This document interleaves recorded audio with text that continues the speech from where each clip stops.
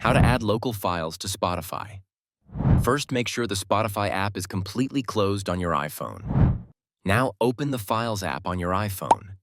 Make sure the music files you want to add are already downloaded and saved there. Go to the folder where those music files are located. Tap the three dots in the top right corner and choose Select. Pick the music files you want to move into Spotify. Once selected, tap the Move button at the bottom of the screen. In the search bar at the top, type Spotify.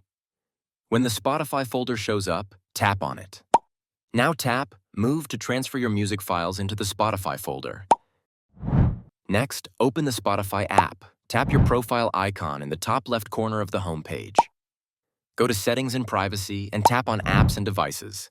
Scroll down until you see Local Files and toggle it on. If prompted, tap Allow to give the app permission to access your files. Once permissions are granted, your local files will be added to your Spotify library. Now go to your Library tab and look for local files to find and play the songs you added. If you don't see them right away, just restart the Spotify app and that's it. Your local music is now ready to play on Spotify.